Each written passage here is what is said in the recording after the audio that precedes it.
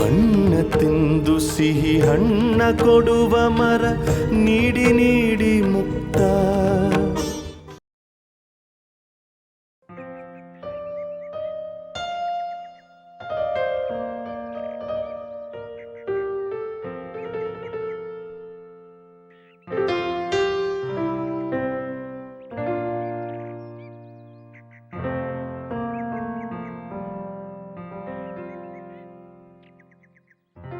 ನಚಿಕೇತ್, ಓ ನಿವೇದಿತಾ ಅವರೇ, ಬನ್ನಿ ಬನ್ನಿ ನಿವೇದಿತಾ ಅವರೇ, ಕೂತ್ಕೊಳ್ಳಿ. ನೀವೇನು ಇಲ್ಲಿ? ನಿಮ್ಮನ್ನು ಹುಡ್ಕೊಂಡೇ ಬಂದೆ. ನಾನು ನೂತನ ಚಾನಲ್ಗೆ ನಿಮ್ಮ ಇಂಟರ್ವ್ಯೂ ಮಾಡಿದ್ನಲ್ಲ, ಆ ಇಂಟರ್ವ್ಯೂ ಬಗ್ಗೆ ಎಷ್ಟೊಂದು ಕಾಗದಗಳು ಬಂದಿದೆ ಗೊತ್ತಾ?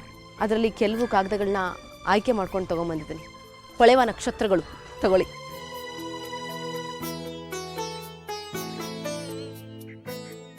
The God who did not Vanish ಪುಸ್ತಕದಲ್ಲಿ ಭಗವಾನ್ ಅನ್ನೋ ಪಾತ್ರ ಇದೆಯಲ್ಲ, ಅವರು ನಿಜವಾಗ್ಲೂ ಇದ್ದಾರಾ? ಇದ್ರೆ ಅವ್ರು ಎಲ್ಲಿದ್ದಾರೆ? ಅವ್ರ ವಿಳಾಸ ತಿಳಿಸಿ ಅಂತ ಕೇಳಿದ್ದಾರೆ. ಅವ್ರ ಹತ್ರ ನಮ್ಮ ಕಷ್ಟಗಳನ್ನ ಹೇಳ್ಕೋಬೇಕು ಅಂತ ಬರ್ಕೊಂಡಿದ್ದಾರೆ. ನನಗೆ ಗೊತ್ತಿಲ್ಲದಿರೋ ವಿಳಾಸನ ನಾನು ಹೇಗೆ ಕೊಡಲಿ ನಿವೇದಿತಾ ಅವರೇ?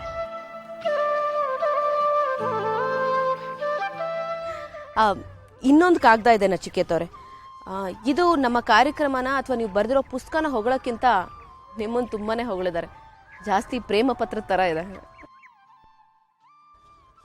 ಆ ಹುಡುಗಿ ಹೆಸರು ಅಮೃತ ಅಂತ. ಹಾಂ, ಓದ್ಲಾ? ಪ್ರೀತಿಯ ನಚಿಕೇತ್ ಅವರೇ, ನಾನು ನಿಮ್ಮನ್ನು ತುಂಬ ಇಷ್ಟಪಡ್ತೇನೆ. ನೀವು ಬರೆದಿರೋ ಅಂಥ ಕಾದಂಬರಿನ ನಾನು 20ರಿಂದ 30 ಸಲ ಓದಿದ್ದೇನೆ. ನಿಮ್ಮ ಬರವಣಿಗೆ ನನಗೆ ತುಂಬಾ ಇಷ್ಟ. ನಿಮ್ಮ ಬರವಣಿಗೆಗಿಂತ ನೀವು ನನಗೆ ತುಂಬಾ ಇಷ್ಟ. ನೀವು ಒಪ್ಪದಾದರೆ ನಾನು ನಿಮ್ಮನ್ನು ಮದುವೆ ಆಗೋಕ್ಕೆ ರೆಡಿ ಇದ್ದೀನಿ. ನಿಮಗೋಸ್ಕರ ಜೀವ ಕೊಡೋಕ್ಕೂ ರೆಡಿಯಾಗಿದ್ದೀನಿ. ಈ ಪತ್ರದ ಜೊತೆಗೆ ನನ್ನ ಫೋಟೋನ ಕಳಿಸ್ತಾ ಇದ್ದೀನಿ. ನಿಮ್ಮ ಉತ್ತರಕ್ಕಾಗಿ ಕಾಯ್ತಾ ಇರ್ತೀನಿ. ಇಂತಿ ನಿಮ್ಮ ಅಮೃತ. ಇಂಥ ಹುಡುಗಿರು ಇರ್ತಾರೆ. ಇದಕ್ಕೇನು ಉತ್ತರ ಕೊಡ್ತೀರಾ?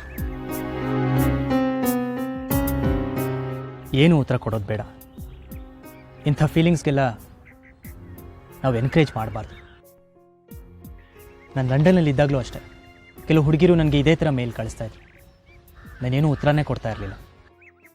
ನೀವು ತಪ್ಪು ತಿಳ್ಕೊಳ್ಳಲ್ಲ ಅಂದರೆ ಒಂದು ಮಾತು ಕೇಳಲ್ಲ? ಕೇಳಿ. ನಿಮಗೆ ಈ ಪ್ರೀತಿ, ಪ್ರೇಮ, ಈ ಥರದ ಫೀಲಿಂಗ್ಸು ಇಷ್ಟ ಆಗಲ್ವಾ? ಇಲ್ಲ, ಹಾಗೇನಿಲ್ಲ. ನೀವು ಇಷ್ಟೊಂದು ಫೇಮಸ್ ವ್ಯಕ್ತಿ, ಒಬ್ಬ ಸಕ್ಸಸ್ಫುಲ್ ಮೆನ್ ಹತ್ರ ಏನೇನು ಇರಬೇಕೋ ಎಲ್ಲ ನಿಮ್ಮ ಹತ್ರ ಇದೆ. ಯಾಕಿನ್ನೂ ಮದುವೆ ಆಗಿಲ್ಲ?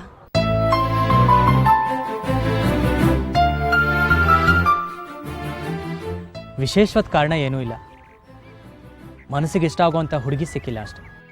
ನಿಮ್ಮ ತಾಯಿ ಹೇಳ್ತಾ ಇದ್ರು, ನೀವು ಲಂಡನ್ನಲ್ಲಿದ್ದಾಗ ಧೃತಿ ಯಾಜ್ಞಿಕ್ ಅಂತ ಒಂದು ಹುಡುಗಿನ ಇಷ್ಟಪಡ್ತಾ ಇದ್ರಂತೆ. ಎಂಗೇಜ್ಮೆಂಟು ಆಗಬೇಕಾಗಿತ್ತಂತೆ. ಆದರೆ ಕೊನೆ ಕ್ಷಣದಲ್ಲಿ ನೀವು ಬೇಡ ಅಂತ ಹೇಳಿ ಕ್ಯಾನ್ಸಲ್ ಮಾಡಿದ್ರಂತೆ. ಯಾಕೆ? ಅದಕ್ಕೆ ಕಾರಣ ಕೇಳ್ಬೋದಾ? ಹೋಗ್ಲಿ ಬಿಡಿ ನಚಿಕೇತರೆ, ನಿಮ್ಮ ಮನಸ್ಸಿಗೆ ಇಷ್ಟ ಆಗ್ತಿಲ್ಲ ಅಂದರೆ ಆ ವಿಚಾರ ಮಾತಾಡೋದು ಬೇಡ. ಆದರೆ ಮೊನ್ನೆ ದೇವಸ್ಥಾನಕ್ಕೆ ಹೋಗಿದ್ದಾಗ ಪಾಪ ನಿಮ್ಮ ತಾಯಿ ಅವ್ರ ಬಗ್ಗೆ ಏನೂ ಕೇಳ್ಕೊಳ್ಳಿಲ್ಲ. ನಿಮ್ಮ ಮದುವೆ ಆದರೆ ಸಾಕು ಅಂತ ಬೇಡ್ಕೋತಾ ಇದ್ರು. ಅದಕ್ಕೆ ನಾನೇ ವಿಷಯ ಕೇಳೋಣ ಅಂತ ಕೇಳಿದೆ. ನಿಮ್ಮ ವೈಯಕ್ತಿಕ ವಿಚಾರನ ಕೇಳೋದಕ್ಕೆ ಬೇಜಾರು ಮಾಡ್ಕೊಂಡ್ರಿ ಅನಿಸುತ್ತೆ. I am really sorry. ಇದರಲ್ಲಿ ಕೆಲವು ಪತ್ರಗಳಿದೆ. ಸಾಧ್ಯ ಆದರೆ ಇದಕ್ಕೆ ಉತ್ತರ ಕೊಡಿ. ನಾನು ಬರ್ತೀನಿ.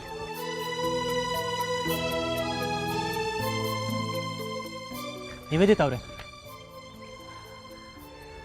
ನೀವು ನನ್ನ ವೈಯಕ್ತಿಕ ವಿಷಯದ ಬಗ್ಗೆ ಕೇಳಿದ್ರಿ ಅಂತ ನನಗೆ ಬೇಜಾರಿಲ್ಲ. ಆದರೆ ನನ್ನ ಜೀವನದಲ್ಲಿ ನಡೆದಿರೋ ಕೆಲವು ವೈಯಕ್ತಿಕ ವಿಚಾರಗಳ ಬಗ್ಗೆ ನಾನು ಮಾತ್ರ ಬೇಜಾರು ಅಷ್ಟೆ. ಅದಕ್ಕೆ ಆ ಥರ ರಿಯಾಕ್ಟ್ ಮಾಡಿಬಿಟ್ಟೆ. ಐ ಆಮ್ ಸಾರಿ. ಬನ್ನಿ ಕೂತ್ಕೊಳ್ಳಿ.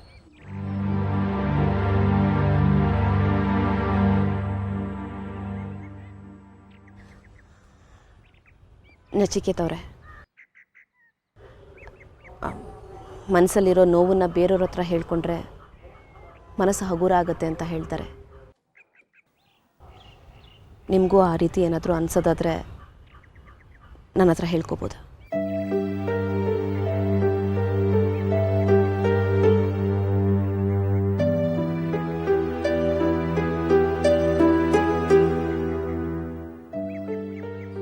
ಸುಮಾರು 1 ವರ್ಷದ ಹಳೆ ಮಾತು. The God who did not Vanish ಪುಸ್ತಕಕ್ಕೆ ನನಗೆ ಬುಕ್ಕರ್ ಪ್ರಶಸ್ತಿ ಬಂದಿತ್ತು. ಲಂಡನ್ನಲ್ಲಿದ್ದ ನಮ್ಮ ದೇಶದ ಕಲ್ಚರಲ್ ಅಸೋಸಿಯೇಷನ್ ಅವರೆಲ್ಲ ನನಗೆ ಸನ್ಮಾನ ಮಾಡ್ತಾಯಿದ್ರು. ಏನಿಲ್ಲ ಅಂದರೂ ವಾರಕ್ಕೆ 2 ಪ್ರಶಸ್ತಿ ಸಮಾರಂಭನ ನಾನು ಅಟೆಂಡ್ ಮಾಡ್ತಾಯಿದ್ದೆ. ಅಲ್ಲಿ ರುದ್ರಾಂಚಲ ಕಲ್ಚರಲ್ ಅಸೋಸಿಯೇಷನ್ ಅಂತ ಒಂದು ಅಸೋಸಿಯೇಷನ್ ಇತ್ತು. ರಿಟೈರ್ಡ್ ಕರ್ನಲ್ ಯಾಜ್ಞಿಕ್ ಅವರು ಆ ಅಸೋಸಿಯೇಷನ್ಗೆ ಪ್ರೆಸಿಡೆಂಟ್ ಆಗಿದ್ರು. ನಾನು ಇಷ್ಟಪಡ್ತಾ ಇದ್ನಲ್ಲ ಧೃತಿ, ಈ ಕರ್ನಲ್ ಯಾಜ್ಞಿಕ್ ಅವ್ರ ಮಗಳು. ಆ ಹುಡುಗಿ ನನ್ನ ಕಾದಂಬರಿನ ತುಂಬ ಇಷ್ಟಪಟ್ಟಿದ್ಲಂತೆ. ತುಂಬ ಸರಿ ನಿಮ್ಮ ಕಾದಂಬರಿನ ಓದಿದ್ದೀನಿ ಅಂತ ಹೇಳ್ತಾ ಇದ್ಲು. ಪದೇ ಪದೇ ಫೋನ್ ಮಾಡೋಳು, ಮೆಸೇಜ್ ಮಾಡೋಳು, ಚಾಟ್ ಮಾಡೋಳು.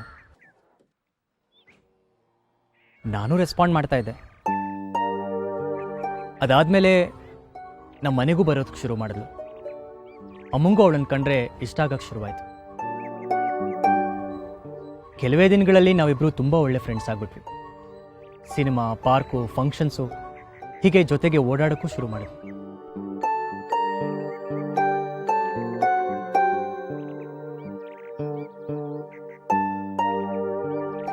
ನಾವಿಬ್ಬರು ಒಟ್ಟಿಗೆ ಓಡಾಡ್ತಿದ್ದದನ್ನು ನೋಡಿ ನಮ್ಮನೆಯವರು, ಅವ್ರ ಮನೆಯವರು ನಾವಿಬ್ಬರು ಒಬ್ರನ್ನೊಬ್ರನ್ನ ಇಷ್ಟಪಡ್ತಾ ಇದ್ದೀವಿ, ಮುಂದೆ ಮದುವೆನೂ ಮಾಡ್ಕೋತೀವಿ ಅಂತ ಅಂದ್ಕೊಂಬಿಟ್ರು.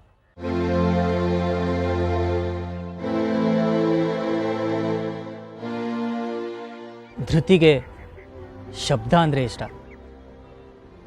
ನನಗೆ ನಿಶ್ಶಬ್ದ, ನೀರವತೆ ಇಷ್ಟ ಆಗ್ತಿತ್ತು. ಅವಳಿಗೆ ಡಿಸ್ಕೋ, ಪಬ್ಬು, ಕ್ಲಬ್ಬು, ಡ್ಯಾನ್ಸು ಇವೆಲ್ಲ ಇಷ್ಟ ಆಗ್ತಾಯಿತ್ತು. ಅವಳು ಒಂದು ಡ್ರೆಸ್ ತೊಗೋಬೇಕಾದ್ರೂ 4 ಜನದ ಹತ್ರ ಒಪಿನಿಯನ್ ತೊಗೊಳ್ದೆ ತಗೋತಾನೆ ಇರಲಿಲ್ಲ. ಯಾವಾಗಲೂ ಅವಳ ಫ್ರೆಂಡ್ ಸರ್ಕಲ್ ಅವಳ ಆಯ್ಕೆನ ಮೆಚ್ಕೊಳ್ಳಿ ಅಂತ ಅವಳು ಇಷ್ಟಪಡ್ತಾ ಇದ್ಲು. ನಾನು ಕೂಡ ಅವಳ ಫ್ರೆಂಡ್ಸ್ ಹೇಗೆ ಇಷ್ಟಪಡ್ತಾರೋ ಹಾಗೆ ಇರಬೇಕು ಅಂತ ಅವಳು ರಿಸ್ಟ್ರಿಕ್ಟ್ ಮಾಡೋಕ್ಕೆ ಶುರು ಮಾಡಿದ್ಲು. ಅವಳ ಫ್ರೆಂಡ್ಸ್ ಹೇಳಿದ ಶಾಪಲ್ಲೇ ನಾನು ಡ್ರೆಸ್ ತೊಗೋಬೇಕು, ಅವ್ರ ಫ್ರೆಂಡ್ಸ್ ಸಜೆಸ್ಟ್ ಮಾಡಿದ ಸಲೂನಲ್ಲೇ ನಾನು ಹೇರ್ ಕಟ್ ಕೂಡ ಮಾಡಿಸ್ಬೇಕು, ಈ ಥರ ಎಲ್ಲ ಶುರುವಾಗೋಯ್ತು. ಧೃತಿಗೆ ಎಷ್ಟೋ ವಿಷಯದಲ್ಲಿ ಅವಳ ಸ್ವಂತ ಅಭಿಪ್ರಾಯ ಅನ್ನೋದೇ ಇರ್ತಿರ್ಲಿಲ್ಲ. ಸಣ್ಣ ಸಣ್ಣ ವಿಷಯಕ್ಕೂ ಅವಳ ಫ್ರೆಂಡ್ಸಿಗೆ ಫೋನ್ ಮಾಡ್ತಾ ಇದ್ಲು. ಇನಿಷಿಯಲಿ ನನಗಿದು ತಮಾಷೆ ಅನ್ನಿಸ್ತಾ ಇತ್ತು. ಯಾವಾಗ ಇದ್ರ ಪ್ರಯೋಗ ನನ್ನ ಮೇಲೆ ಆಗೋಕ್ಕೆ ಶುರುವಾಯಿತೋ ಹಿಂಸೆ ಆಗ್ತಾಯಿತ್ತು. ನಾ ಮುಂಚಿಂದನೂ ಭಾಳ ಇಂಡಿಪೆಂಡೆಂಟ್ ಆಗಿದ್ದವನು. ಧೃತಿ ಜೊತೆ ಜೀವನ ಪೂರ್ತಿ ಬದುಕೋದು ಕಷ್ಟ ಅನ್ಸೋದಕ್ಕೆ ಶುರುವಾಯಿತು. ನನ್ನನ್ನೆಲ್ಲ ಅವಳು ಇಷ್ಟಪಟ್ಟಿದ್ದು ಸೆಲೆಬ್ರಿಟಿ ನಚಿಕೇತನ. ಬರೀ ನಚಿಕೇತಾಗಿ ನಾನು ಅವಳಿಗೆ ಇಷ್ಟ ಆಗಿರಲಿಲ್ಲ, ಹಾಲಿವುಡ್ ಸಿನಿಮಾ ಲೇಖಕನಾಗಿ ನಾನು ಅವಳಿಗೆ ಇಷ್ಟ ಆಗಿದ್ದು. ಹಾಗಂತ ಧೃತಿ ಕೆಟ್ಟ ಹುಡುಗಿ ಏನಲ್ಲ, ಆದರೆ ಅವಳು ವಯಸ್ಸಿಗೆ ತಕ್ಕಾದ ಮೆಚ್ಯೂರಿಟಿ ಅವಳಿಗಿರಲಿಲ್ಲ. ನಮ್ಮಿಬ್ಬರು ವೇವ್ಲೆಂತು ಮ್ಯಾಚ್ ಆಗಲ್ಲ ಅನ್ನಿಸ್ತು. ಅದಕ್ಕೆ ಕ್ರಮೇಣವಾಗಿ ಅವಳನ್ನ ಅವಾಯ್ಡ್ ಮಾಡೋಕ್ಕೆ ಶುರು ಮಾಡಿದೆ.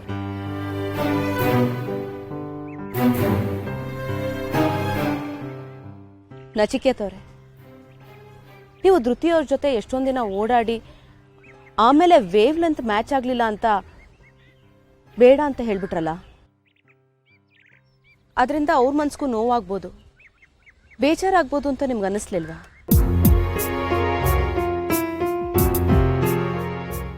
ಇಬ್ಬರು ಭಿನ್ನ ಸ್ವಭಾವದವರು. ಮದುವೆ ಮಾಡಿಕೊಂಡು ಜೀವನ ಪರ್ಯಂತ ನೋವು ಅನುಭವಿಸೋದಕ್ಕಿಂತ ಮದುವೆಗೆ ಮುಂಚೆನೇ ನಮ್ಮಿಬ್ರಿಗೂ ಹೊಂದಾಣಿಕೆ ಆಗಲ್ಲ ಅಂತ ಹೇಳ್ಬಿಡೋದು ಒಳ್ಳೆಯದು ಅನ್ನೋದು ನನ್ನ ವಿಚಾರ. ಹೇಳಿ, ಇದರಲ್ಲಿ ಏನಾದರೂ ತಪ್ಪಿದೆಯಾ ನಿವೇದಿತಾ ಅವರೇ?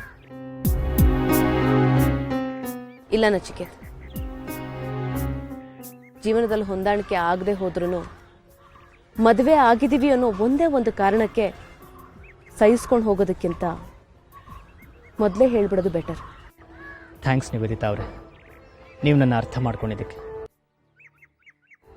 ಇದನ್ನು ನಮ್ಮ ತಾಯಿಗೆ ಅರ್ಥ ಆಗೋ ರೀತಿಯಲ್ಲಿ ಹೇಳೋದಕ್ಕೆ ನನಗೆ ಕಷ್ಟ ಆಗ್ತಾ ಇದೆ. ದಯವಿಟ್ಟು ನೀವು ಅವ್ರಿಗೆ ಇದನ್ನು ಬಿಡಿಸಿ ಹೇಳೋದಕ್ಕಾಗತ್ತಾ ಪ್ಲೀಸ್? ಹೇಳ್ತೀನಿ. ಥ್ಯಾಂಕ್ಸ್ ನಿವೇದಿತಾ ಅವರೇ.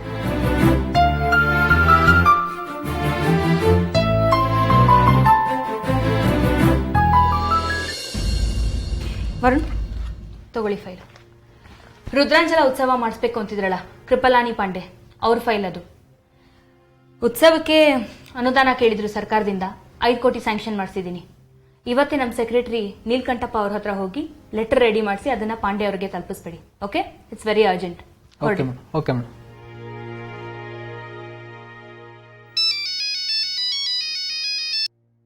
ಹಲೋ, ಹೋ ಪಾಂಡೆ ಅವರೇ, ಏನ್ರಿ ಟೈಮಿಂಗ್ ನಿಮ್ಮದು?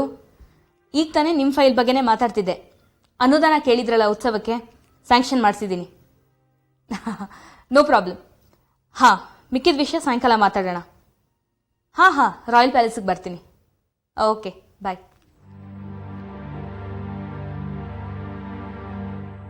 ವರುಣ್, ಒಂದು ನಿಮಿಷ. Good morning sir. Good morning. ಆ ಗಿರಿಯಪ್ಪ ಅನ್ನೋ ರಂಗಭೂಮಿ ಕಲಾವಿದರು ಮಾಸಾಶನ ಅರ್ಜಿ ಹಾಕಿದ್ರಲ್ಲ, ಏನಾಯ್ತು ಅದ್ರ ವಿಷಯ? ಸರ್ ಅದು ಯಾಕೆ ಇನ್ನೂ ಆಗಲಿಲ್ವಾ? ಸರ್ ಅದೆಲ್ಲ ರೆಡಿ ಇದೆ. ಮೇಡಮ್ ಸ್ವಲ್ಪ ಬ್ಯುಸಿ ಇದ್ದಾರೆ, ಸಿಗ್ನೇಚರ್ ಮಾಡಿಸೋದೊಂದು ಬಾಕಿ ಇದೆ. ಅಲ್ರಿ, ಅವ್ರು ಕಳೆದ 2 ವರ್ಷದಿಂದ ಸಂಸ್ಕೃತಿ ಇಲಾಖೆಗೆ ಇದೇ ಕೆಲಸಕ್ಕೆ ಬಂದು ಹೋಗ್ತಾ ಇದ್ದಾರೆ. ಅವ್ರಿಗೆ ತುಂಬ ವಯಸ್ಸಾಗಿದೆ. 45 ಕಿಲೋಮೀಟರ್ ದೂರದಿಂದ ಅವ್ರು ಇಲ್ಲಿಗೆ ಬರಬೇಕು. ನಿನ್ನೆ ಕೂಡ ದೇವಯಾನಿ ಮೇಡಮ್ ಹತ್ರ ಹೇಳ್ಕೊಂಡ್ರಂತೆ. ನೀವು ದಿವಸಕ್ಕೆ ಎಷ್ಟೋ ಫೈಲ್ ಸೈನ್ ಮಾಡಿಸ್ಕೋತೀರಾ, ಇದೊಂದನ್ನು ಜ್ಞಾಪಕ ಇಟ್ಟು ಸೈನ್ ಮಾಡಿಸ್ಕೋಬೋದಿತ್ತಲ್ವಾ? ಸರ್ ಇವತ್ತು ಜ್ಞಾಪಕ ಮಾಡಿಬಿಟ್ಟು ಸೈನ್ ಮಾಡಿಸ್ತೀನಿ ಸರ್. ಸರಿ, ಮರಿಬೇಡಿ. Okay sir. ಹಲೋ ಶೈಲೇಶ್. ಹೌದು, ನಿಮ್ಮ ಆಫೀಸ್ಗೆ ಈಗ ಹೊರಟಿದ್ದೆ. ಇನ್ನೊಂದು 45 ಮಿನಿಟ್ಸಲ್ಲಿ ಇರ್ತೀನಿ. ಓಕೆ, ಬಾಯ್. ವರುಣ್, ನಾನು ಹೇಳಿದ್ದನ್ನು ಮರಿಬೇಡಿ. Okay sir. ಸಾಧ್ಯ ಆದರೆ ಇವತ್ತೇ ಸೈನ್ ಮಾಡಿಸಿ. ಸರಿ ಸರ್.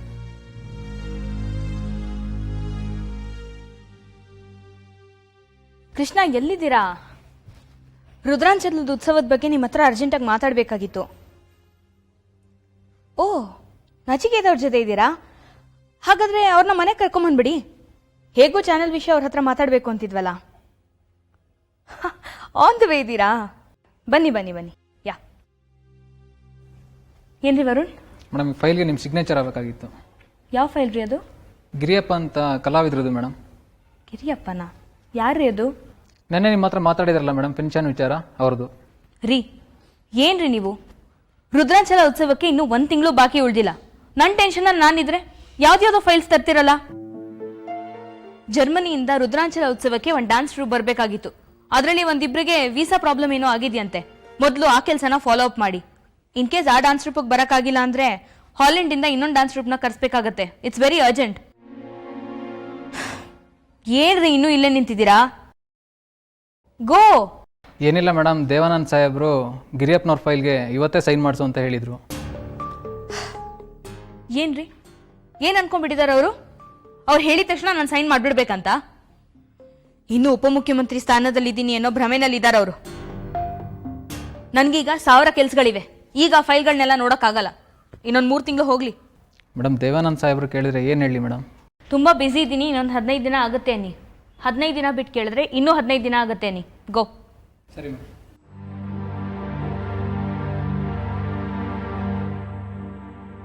ಬನ್ನಿ ನಚಿಕೇತ್. ಹಾಯ್. ಹಾಯ್. ಫೈನ್, ಕೂತ್ಕೊಳ್ಳಿ. ನಚಿಕೇತ್, ತಿಂಡಿ ರೆಡಿ ಇದೆ, ಕೊಡಕ್ಕೆ ಹೇಳ್ಬಿಡ್ಲಾ? ಇಲ್ಲ ದೇವಿನಿ, ನಮ್ಮಿಬ್ಬರದ್ದು ತಿಂಡಿ ಆಯಿತು. ಬರಬೇಕಾದ್ರೂ ಆನ್ ದ ವೇ NTR ಅಲ್ಲಿ ತಿಂದ್ವಿ. ಓ, ಏನು ದೇವ್ಯಾನಿ, ನನ್ನ ಹತ್ರ ಏನೋ ಮಾತಾಡಬೇಕು ಅಂದ್ರಂತಲ್ಲ? ಆದ್ರೆ ಎಲ್ಲಿ, ನೀವು ಕೈಗೆ ಸಿಗೋದಿಲ್ವಲ್ಲ. ಹೇಳ್ಕೊಳಕ್ ಮಾತ್ರ ಕ್ಲೋಸ್ ಫ್ರೆಂಡು, ಆದ್ರೆ ನಿಮ್ಮನ್ನ ಬರೀ ಇಂಟರ್ವ್ಯೂಗಳಲ್ಲಿ ಪೇಪರಲ್ಲಿ ನೋಡೋದೇ ಆಗೋಗಿದೆ. ಏನು ಮಾಡೋದು, ನನಗೂ ಇವೆಲ್ಲ ಇಷ್ಟ ಇಲ್ಲ. ಆದರೆ ಸೆಲೆಬ್ರಿಟಿ ಆದಮೇಲೆ ಇವೆಲ್ಲ ಕಾಮನ್ ಅಲ್ವಾ? ನಿಮ್ಮ ಇಂಟರ್ವ್ಯೂನ ನೂತನ ಚಾನಲಲ್ಲಿ ನೋಡಿದೆ. ನಿವೇದಿತಾ ಅವರು ಒಳ್ಳೆ ಪ್ರಶ್ನೆಗಳನ್ನ ಕೇಳಿದ್ರು, ನೀವು ಚೆನ್ನಾಗಿ ಉತ್ತರಗಳನ್ನ ಕೊಟ್ರಿ. It was nice. Thank you Krishnanand. Nivedita ನೂತನ ಚಾನಲ್ ಸೇರ್ಕೊಂಡಿದ್ದಾಳಾ? ಇಲ್ಲ, ಅವರಲ್ಲಿ ಎಂಪ್ಲಾಯಿ ಆಗಿ ಜಾಯ್ನ್ ಆಗಿಲ್ಲ. ಅಸೈನ್ಮೆಂಟ್ ಬೇಸಿಸ್ ಮೇಲೆ ಕೆಲಸ ಮಾಡ್ತಾ ಇದ್ದಾರೆ. ಈ ಸೆಲೆಬ್ರಿಟೀಸ್ನ ಇಂಟ್ರೂ ಮಾಡೋ ಕೆಲಸ. ಆ್ಯಕ್ಚುಲಿ ನಿಮ್ಮನ್ನು ಮೊದಲು ಪಾಂಚಜನ್ಯ ಚಾನಲಲ್ಲಿ ಇಂಟರ್ವ್ಯೂ ಮಾಡಬೇಕು ಅಂತ ಅಂದ್ಕೊಂಡಿದ್ವಿ. ನಿನಗೂ ಹೇಳಿದ್ನಲ್ಲ ದೇವ್ಯಾನಿ, ಯಾಕೆ ಮರ್ತುಬಿಟ್ಟಿಯಾ? ಏ ಇಲ್ಲಪ್ಪ, ನಾನು ಶಿವಸುಬ್ರಹ್ಮಣ್ಯಂ ಅವ್ರಿಗೆ ಹೇಳಿದ್ದೆ ಮೊದಲು ನಚಿಕೇತ್ ಅವ್ರ ಇಂಟರ್ವ್ಯೂ ಮಾಡಿ ಅಂತ. ಆದರೆ ಅವರು ನಾನು ಹೇಳೋ ಯಾವ ಮಾತನ್ನು ಕಿವಿ ಮೇಲೆ ಹಾಕೊಳ್ಳಲ್ಲ. ನನಗನ್ಸುತ್ತೆ ಶಿವಸುಬ್ರಹ್ಮಣ್ಯಂ ಅವರು ನಚಿಕೇತ್ ಅವ್ರ ಇಂಟರ್ವ್ಯೂ ಮಾಡಿ ಅಂತ ನಾನು ಹೇಳಿದ ವಿಷಯನ ನಿವೇದಿತಾ ಹತ್ರ ಹೋಗಿ ಹೇಳಿದ್ದಾರೆ ಅಂತ. ಅದಕ್ಕೆ ನಿವೇದಿತಾ ನಮಗಿಂತ ಮುಂಚೆ ನಚಿಕೇತ್ ಅವ್ರ ಇಂಟರ್ವ್ಯೂ ಮಾಡಿಬಿಟ್ಟಿದ್ದಾಳೆ. ನಮ್ಮವರೇ ನಮಗೆ ಮೋಸ ಮಾಡ್ತಾರೆ. Don't be silly Devyani. Nachiket ಅವರು ವೆಲ್ ನೋನ್ ಸೆಲೆಬ್ರಿಟಿ. ಮೀಡಿಯಾ ಸರ್ಕಲಲ್ಲಿ ಇವ್ರ ಬಗ್ಗೆ ಎಲ್ರಿಗೂ ಗೊತ್ತಿದೆ. ನಿವೇದಿತಾ ಅವರು ನಿನ್ನ ಐಡಿಯಾನ ಕದ್ದು ಇವ್ರನ್ನ ಇಂಟರ್ವ್ಯೂ ಮಾಡುವಷ್ಟೇನು ಡೆಸ್ಪರೇಟ್ ಆಗಿಲ್ಲ ಬಿಡು. ದೇವ್ಯಾನಿ, ನಿಮಗೆ ನಿವೇದಿತಾ ಅವ್ರ ಬಗ್ಗೆ ಅಷ್ಟು ಒಳ್ಳೆ ಒಪಿನಿಯನ್ ಇಲ್ಲ ಅನ್ಸುತ್ತಲ್ವಾ? ಹೋಗ್ಲಿ ಬಿಡಿ, ಬೆಳಗ್ಗೆ ಯಾಕೆ ಅವಳ ಬಗ್ಗೆ ಮಾತಾಡ್ಬೇಕೀಗ? ಅಂದಾಗೆ ನಚಿಕೇತ್, ಲಾಸ್ಟ್ ಇಯರ್ ನಿಮ್ಮ ಫೇಸ್ಬುಕ್ ಪ್ರೊಫೈಲ್ ನೋಡ್ತಿದ್ದಾಗ ಧೃತಿ ಅಗ್ನಿಕ್ ಅನ್ನೋ ಒಂದು ಹುಡುಗಿ ಜೊತೆ ಸಾಕಷ್ಟು ಫೋಟೋಗಳು ನೋಡಿದೆ ನಿಮ್ಮದು. ಆ ಫೋಟೋಸ್ ನೋಡ್ತಾ ಇದ್ರೆ ನೀವು ಅವಳು ತುಂಬ ಕ್ಲೋಸ್ ಅಂತ ಅನ್ನಿಸ್ತಾ ಇತ್ತು. ಬಹುಶಃ ನೀವಿಬ್ರು ಎಂಗೇಜ್ ಆಗಿದ್ದೀರೇನೋ, ಇನ್ನೊಂದು ಸ್ವಲ್ಪ ದಿವಸದಲ್ಲಿ ಮದುವೆ ಆಗ್ತೀರೇನೋ ಅಂತ ಅನ್ಕೊಂಡಿದ್ದೆ ಆ ಫೋಟೋಸ್ ನೋಡಿ. ಆದರೆ ರೀಸೆಂಟಾಗಿ ನಿಮ್ಮ ಪ್ರೊಫೈಲ್ ನೋಡಬೇಕಾದ್ರೆ ಧೃತಿದು ಯಾವ ಫೋಟೋನೂ ಇರಲಿಲ್ಲ, ನಿಮ್ಮ ಫೋಟೋಸ್ ಅಷ್ಟೇ ಇದ್ವು. What happen? Did you guys breakup? ಆ ವಿಷಯ ಇವಾಗ ಬೇಡ ದೇವ್ಯಾನಿ, ಇನ್ಯಾವತ್ತಾದರೂ ಮಾತಾಡೋಣ. ಓ ಸಾರಿ, ನಿಮ್ಮನ್ನು ಹರ್ಟ್ ಮಾಡದ್ನಾ? No. Anyways I am sorry. Hey, it's okay. Devyani, ಇವ್ರ ಹತ್ರ ಒಂದು ವಿಷಯ ಹೇಳಬೇಕು ಅಂತಿದೆಯಲ್ಲ, ಅದನ್ನು ಹೇಳು. ಓ ಎಸ್. ಸೊ ನಚಿಕೇತ್, ಇಲ್ಲಿ ಇದ್ಕೊಂಡು ಮುಂದೆ ಏನು ಮಾಡಬೇಕು ಅನ್ನೋದ್ರ ಬಗ್ಗೆ ಪ್ಲ್ಯಾನ್ ಏನಾದರೂ ಮಾಡಿದ್ದೀರಾ? ಇನ್ನೂ ಏನೂ ಕ್ರಿಸ್ಟಲೈಸ್ ಆಗಿಲ್ಲ. I am still thinking. ಸದ್ಯಕ್ಕೆ ಮತ್ತೊಂದು ಕಾದಂಬರಿ ಬರೆಯೋ ಆಲೋಚನೆಯಲ್ಲೂ ನಾನಿಲ್ಲ. ಮೀಡಿಯಾ ಫೀಲ್ಡಲ್ಲಿ ಏನಾದರೂ ಮಾಡಬೇಕು ಅನ್ಕೋತಾ ಇದ್ದೀನಿ. Maybe something like hosting a TV show, something different. ಹಾಗಿದ್ರೆ ನಾನು ನಿಮ್ಗೊಂದು ಸೂಪರ್ಬ್ ಆಫರ್ ಕೊಡ್ತೀನಿ. An offer you can't refuse. ಏನಪ್ಪ ಅದು? ಅಂಥ ಆಫರು ನಾನು ರೆಫ್ಯೂಸ್ ಮಾಡೋಕ್ಕಾಗದೇ ಇರೋವಂಥದ್ದು? ನಮ್ಮ ಪಾಂಚಜನ್ಯ ಚಾನೆಲಲ್ಲಿ ಚಾನೆಲ್ ಹೆಡ್ ಜವಾಬ್ದಾರಿನ ನೀವ್ಯಾಕೆ ತಗೋಬಾರ್ದು? ಚಾನೆಲ್ ಹೆಡ್ ಆಗಿ ನಾನಾ? ನನಗೆ ಅಷ್ಟೊಂದು ಎಕ್ಸ್ಪೀರಿಯನ್ಸ್ ಇಲ್ಲ ದೇವ್ಯಾನಿ. ಇಲ್ಲಿ ಎಕ್ಸ್ಪೀರಿಯನ್ಸ್ ಮುಖ್ಯ ಅಲ್ಲ, ವಿಷನ್, ಸ್ಟೇಚರ್ ಮುಖ್ಯ. ನಿಮಗೆ ಇಂಟರ್ನ್ಯಾಷನಲ್ ಎಕ್ಸ್ಪೋಜರ್ ಇದೆ, ಟೇಸ್ಟ್ ಇದೆ, ಲಿಟ್ರೇಚರ್ ಬಗ್ಗೆ ಗೊತ್ತು, ನಮ್ಮ ಸಂಸ್ಕೃತಿ ಬಗ್ಗೆನೂ ಗೊತ್ತು. ಇದಕ್ಕಿಂತ ಇನ್ನೇನು ಬೇಕು? ನಮ್ಮ ಚಾನಲಲ್ಲಿ ಈ ಪ್ರೋಗ್ರಾಮ್ ಬರಬೇಕು ಅಂತ ನೀವು ಸುಮ್ಮನೆ ಪ್ರೋಗ್ರಾಮ್ನ ಡಿಸೈನ್ ಮಾಡಿಕೊಟ್ರೆ ಸಾಕು. ಅದನ್ನು ಫಾಲೋ ಅಪ್ ಮಾಡೋದಕ್ಕೆ ನಮ್ಮಲ್ಲಿ ಒಳ್ಳೆ ಟೆಕ್ನಿಷಿಯನ್ಸ್ ಇದ್ದಾರೆ. ನಮ್ಮ ಆಫರ್ನ ನೀವು ಒಪ್ಕೊಂಡ್ರೆ ನಮಗೆ ತುಂಬ ಸಂತೋಷ ಆಗುತ್ತೆ. ಮುಂಚೆ ಚಾನೆಲ್ ಜವಾಬ್ದಾರಿನ ದೇವೇನಿ ತೊಗೊಂಡಿದ್ಲು, ಬಟ್ ಇವಳು ಸಚಿವೆ ಆದಮೇಲೆ ಆ ಕಡೆ ಗಮನ ಕೊಡೋದಕ್ಕೆ ಆಗ್ತಾಯಿಲ್ಲ. ಚಾನೆಲ್ನ ನಡೆಸೋದಕ್ಕೆ ಒಬ್ಬ ಎಲಿಜಿಬಲ್ ಪರ್ಸನ್ ಬೇಕು. ನೀವು ಎಲ್ಲ ರೀತಿಯಲ್ಲೂ ಸೂಟ್ ಆಗ್ತೀರಾ ಅಂತ ನಮಗೆ ಅನ್ನಿಸ್ತು, ಅದಕ್ಕೆ ಕೇಳ್ತಾ ಇದ್ದೀವಿ. ನೋಡಿ, ಇದು ಒಂದು ತುಂಬ ದೊಡ್ಡ ಜವಾಬ್ದಾರಿ. ನನಗೆ ಯೋಚನೆ ಮಾಡೋಕ್ಕೆ ಒಂದು 2 ದಿವಸನಾದರೂ ಟೈಮ್ ಬೇಕು. ನಾನು ಯೋಚನೆ ಮಾಡಿ ಆಮೇಲೆ ಹೇಳಬಹುದಾ? ನೋ ಪ್ರಾಬ್ಲಮ್, ಯೋಚನೆ ಮಾಡಿ ಹೇಳಿ. Thank you.